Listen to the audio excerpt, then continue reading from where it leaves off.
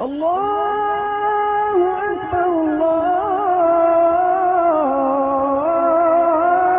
اکبر حسبی ربی جل اللہ ما فی قلبی غیر اللہ نور محمد صلی اللہ لا الہ الا اللہ۔ حضرت عمر فاروق رضی اللہ تعالیٰ عنہ کے بارے میں امام ابن جوزی نے لکھا ہے کہ رات کو نا گھر کے اندر بیٹھے بیٹھے اچانک رو پڑے حضرت عمر، 62 سال عمر ہے، خلافت کے آخری ایام چل رہے ہیں تو رو پڑے ایسے ہی گھر میں بلا وجہ ہی۔ آپ کی اہلیہ نے زوجہ نے بیٹے کو اٹھایا، فرمایا پتہ کرو تمہارے باپ کو کیا مسئلہ ہے، کہیں کوئی تکلیف تو نہیں، درد تو نہیں، صاحبزادے آئے، ابا جی کیا بات ہے؟ فرمایا اماں کو بلاؤ۔ سب لوگ جمع ہو گئے تو جناب عمر فاروق رضی اللہ تعالیٰ عنہ فرمانے لگے کہ بیٹھو میرے ارد گرد۔ سب بیٹھ گئے تو فرمانے لگے آج جب میں مسجد سے نکلا تھا تو میرے نبی پاک کے سچے صحابہ، سچے رسول کے سچے صحابہ، حضور کے سچے غلام یہ کہہ رہے تھے کہ عمر بڑا ہی اچھا ہے، عدل والا ہے، انصاف والا ہے۔ تو ابا جی اس میں رونے والی کیا بات ہے؟ تو فرمانے لگے ڈر یہ لگتا ہے کہ باہر تو میں اچھا تھا، کہیں گھر میں تو نہیں کوتاہیاں کرتا رہا۔ میری بات پہ توجہ کرنا، کہیں گھر میں آپ باتیں سن لیں تو شاید جتنی میں کرتا ہوں دوسرا کاری کوئی نہ سکے، لیکن جب عمل کے راستے پہ ہم نکلتے ہیں تو وہ مسدود ہے، وہ بند ہے۔ عمل کس نے کرنا ہے؟ آپ کوئی آیت پڑھیں تو یہاں غلطی نکالنے والے 20 لوگ مل جائیں گے، 20 لوگ، لیکن اس آیت پہ عمل کرنے والے کتنے ملیں گے؟ تو حضرت عمر فاروق رو رہے تھے، کہنے لگے کہیں تمہارے حقوق تو نہیں پامال کرتا رہا۔ تو آپ کی اہلیہ نے جب سنا تو وہ کہنے لگی عمر مجھے تو بڑا پرانا شکوہ ہے، آپ کا جاہ و جلال اتنا تھا میں بات نہیں کر سکی۔ عمر تم نے سارا دن مسجد میں گزار دیا اور ساری رات نقاب اوڑھ کے مدینے کی گلیوں میں گزار دی، میں تو زندگی کی کوئی خوشی دیکھ ہی نہیں سکی۔ چاہ تو میرے اندر بھی تھے نا کہ میرا شوہر کچھ گھڑیاں بیٹھتا، کہیں مجھے لے کے جاتا، تو میں تو کچھ نہیں دیکھا، مجھے بڑا شکوہ ہے۔ تو حضرت عمر کہنے لگے چل اللہ کی رضا کے لیے معاف کر دے۔ بھئی معافی بیوی سے نہیں مانگی جا رہی، معافی اپنی غلطی کی مانگی جا رہی، یہ سمجھ لیں۔ بیوی کے لیے تو خاوند کا بہت بڑا مقام ہے نا، لیکن یہاں غلطی کس بات کی ہے؟ اپنی کمزوری پر غلطی کا اعتراف کر کے معذرت کا سوال کیا جا رہا ہے۔ تو حضرت عمر کہنے لگے معاف کر دے، تو اہلیہ کہنے لگی میں نہیں معاف کرتی، میری شرط پوری کریں۔ فرمایا وہ کیا؟ فرمانے لگی قیامت میں جب اللہ آپ کے لیے جنت کا حکم دے گا تو آپ میری سفارش کریں گے اللہ کی بارگاہ میں؟ سفارش کریں گے کہ یا اللہ مجھے کپڑے دھو کے دیتی تھی، میری عزت کی حفاظت کرتی تھی، میرے بستر کو پاک رکھتی تھی، کہیں گے؟ تو حضرت عمر فرمانے لگے تیرے ساتھ وعدہ رہا، رب نے اگر عمر کو اپنے فضل، اپنے کرم اور اپنے محبوب کے صدقے جنت دی تو عمر تیرے بغیر جنت میں نہیں جائے گا۔ عمل کا رستہ، عمل کا رستہ دیکھیں نا، 2 دفعہ استاد بات کرتا ہے، 2 دفعہ، اور کوئی زیادہ، ایک تو ہے نا کہ ایم اے اور جناب ایم ایڈ اور ایم فل اور پھر پی ایچ ڈی قسم کا استاد، ایک وہ جو matric P T C teacher ہے نا، وہ 2 دفعہ اسٹوڈنٹ کو کام کہے تو تیسری دفعہ وہ ناراض ہو جاتا ہے، کہتا ہے میں 2 دفعہ کہا ہے۔ بچے کو آپ 2 دفعہ کہتے ہیں اور اگر تیسری دفعہ کہنا پڑے تو غصہ آتا ہے نہیں آتا؟ بھئی تو نے اتنی دفعہ کہا تو سمجھ نہیں رہا بات کو۔ اور اگر اللہ کریم قرآن مجید میں سینکڑوں دفعہ کہے نماز پڑھو، سینکڑوں دفعہ، اور یہ بہانے کر رہا ہے، یہ بھی پروگرام بنا رہا ہے، پھر کہتا ہے میں بے چین رہتا ہوں، میں بے قرار رہتا ہوں۔ عمل کا رستہ اس کو اختیار کریں، آپ سکون میں رہیں گے۔ بد عمل آدمی اور بے عمل آدمی یہ ہمیشہ پریشان رہتے ہیں، ہمیشہ۔ عمل کریں، توبہ کریں تو پھر بدل جائیں، پھر تبدیلی آئے، اور یہ کوئی مشکل کام نہیں، جو بدلنے والے تھے وہ بدل گئے، بڑا کچھ کرتے تھے پر پھر وہ لوگ بدل گئے۔ حضرت فضالہ رضی اللہ تعالیٰ عنہ کہتے ہیں کہ میں بڑا دلدادہ تھا عورتوں کا، اور میرا ماحول یہ تھا کہ میں قتل بھی کر لیتا تھا، معاذ اللہ چوری بھی کر لیتا تھا، اور رات میری طبیعت تھی معاذ اللہ نئی سے نئی عورت کے پاس جانا۔ کہتے ہیں ابو جہل نے اعلان کیا کہ جو نبی پاک علیہ السلام کا سر اقدس معاذ اللہ کاٹ کے لائے گا نقل کفر، کفر نہ باشد، 100 سرخ اونٹ انعام ملے گا۔ تو میں نے ارادہ کر لیا کہ میں بہت سارا انعام حاصل کروں گا، قرآن مجید میں نا اللہ فرماتا ہے کہ بہت سارے لوگ ایسے ہیں جنہیں اگر میں رزق میں کشادگی دے دوں، زیادہ پیسے دے دوں، فرمایا باغی ہو جائیں، وہ سرکش ہو جائیں۔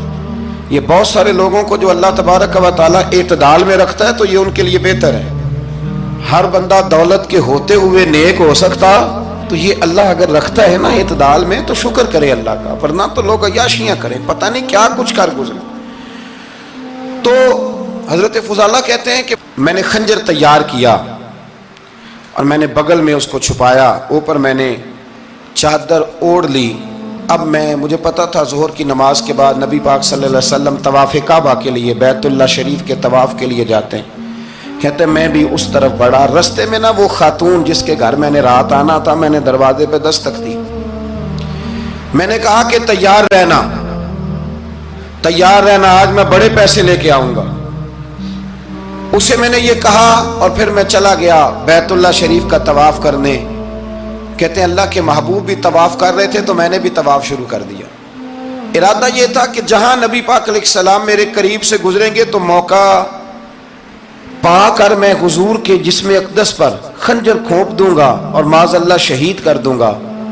کہتے ہیں حضور ایک دفعہ بھی میرے پاس سے گزرے تو میں ہمت نہ کر سکا، دوسری دفعہ بھی پاس سے گزرے تو میں ہمت نہ کر سکا، تیسری دفعہ بھی گزرے تو میں ہمت۔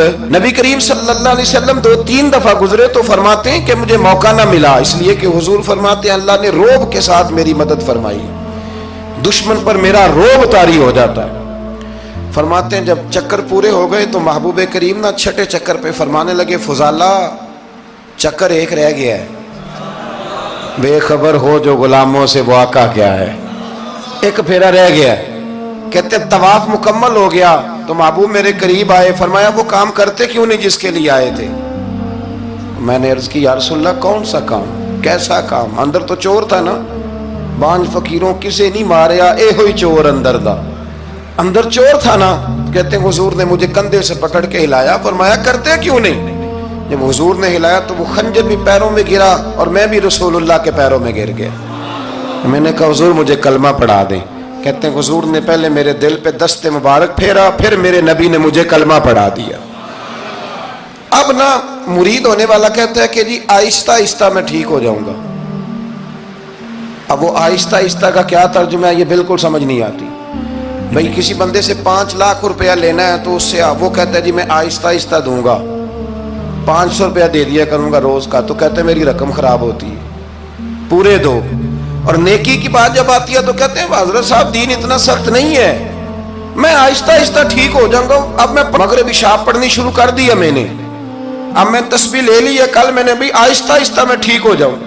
یعنی رقم لینی ہو تو وہ آہستہ آہستہ قبول نہیں ہے، لیکن اور مکان کی رجسٹری اگر کرانی ہو تو مالک مکان کہے گے آہستہ آہستہ کرا لو، کہتے ہیں پیسے پورے دیے، سویرے چل اور بیان دے۔ یہ کیا بات ہوئی؟ یہاں یہ جو ہمارا ماحول تھا نا کر لیں گے ہو جائے گا، یقین کریں لوگ قبروں میں چلے گئے ہیں پر مسجدوں میں نہیں آئے۔ ہر کام سے لوگ ریٹائر ہوئے پر گناہوں سے ریٹائر نہیں ہوئے، آخر تک تباہی اتر گئی لیکن لوگ بدلنے کو تیار نہ ہوئے۔ حضرت فضالہ کہتے ہیں ابھی میں نے کلمہ پڑھا، ابھی میں واپس آیا، رستے میں وہ بی بی کھڑی تھی، کہتے ہیں میں وہ شخص تھا کہ عورتیں مرتی تھی میرے اوپر اور کسی کی جرت تھی کہ وہ آئیں بائیں شائیں کرے، لیکن فرماتے ہیں میں بی بی کے پاس سے گزر گیا، پہلے تو اس کا خیال تھا رکے گا، لیکن جب میں رکا نہ تو دروازے پہ آئی، اور جب میں گزر گیا تو اس نے آواز دی، لیکن میں نے سنی انسنی کر دی، جب آگے بڑھا تو میرے پیچھے دوڑی۔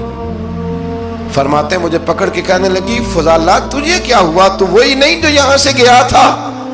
آپ فرماتے ہیں میں کبھی نہیں رویا تھا، میں کبھی نہیں رویا تھا، اور جب کہا نا تو وہی نہیں، کہتے میں نے سر اٹھایا تو میری آنکھوں میں آنسو تھے، میں نے کہا میں جو گیا تھا وہ نہیں ہوں، اب تو میں محمد عربی کا غلام بن گیا، اب میں وہ نہیں ہوں، اب نہیں ہو سکتا کہ کوئی میری نظر میلی ہو جائے، یہ کیسے ممکن ہے؟ اب نا اسلام کی تعریف ہم نے یہ کی ہے کہ خبردار کوئی ہمارے قریب نہ آئے، ہم کسی کو بات نہیں کرنے دیتے کہ ہم مسلمان ہیں، ہم بات نہیں کرنے دیتے۔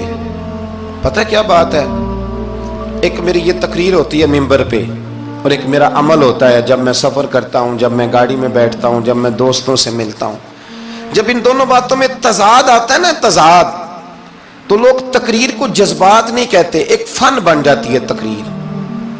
آپ کو پتہ ہے نا، واعظین نعت خواں کہتے ہیں میں نے محفل لوٹ لی، پھر لوگ شمار کرتے ہیں کتنے لوگوں نے سبحان اللہ کہی، پھر لوگ شمار کرتے ہیں کہ آج 5 بندے روئے بھی تھے جب میں تقریر کر رہا تھا. تو پھر یہ فن ہے، یہ جذبات کا اظہار. سمجھ لیں بات کو کہ عمل جب آپ نہیں نہ کرتے عمل، تو آپ خود بڑے بے چین رہتے ہیں کہ یار یہ میں کیا کر رہا ہوں، یہ کون سا گورکھ دھندا ہے کہ میرا عمل صفر ہوتا جا رہا ہے. ہمارے ایک استاد تھے تو وہ فرمایا کرتے تھے کہ اگر پڑھے لکھے آدمی کو تم بے عمل دیکھو تو اس سے دور ہٹ جایا کرو، ورنہ تمہیں بھی بے عمل کر دے گا. میں نے ان سے عرض کی، میں نے کہا حضور یہ کیا ہے؟ تو فرمانے لگے اپنے حضرت صاحب سے پوچھنا، وضاحت کریں گے. میں نے حضرت صاحب سے کہا جی عجیب بات کر دی ہے، علم والے بندے کے پاس بیٹھ کے تو علم آتا ہے. تو وہ فرما رہے تھے کہ علم والے بندے کے پاس اگر وہ بے عمل ہو تو بالکل نہ بیٹھنا. تو حضرت صاحب فرمانے لگے انہوں نے صحیح کہا ہے. اب بات بہت بڑی ہے، پتہ نہیں آپ کی سمجھ میں آتی ہے نہیں آتی، بہرحال کر دیتا ہوں. پڑھا لکھا بندہ اگر بے عمل ہو تو اس کے پاس، تو میں نے کہا حضور کیوں؟ فرمانے لگے اس لیے کہ وہ اپنی بے عملی پر بھی دلائل دے گا.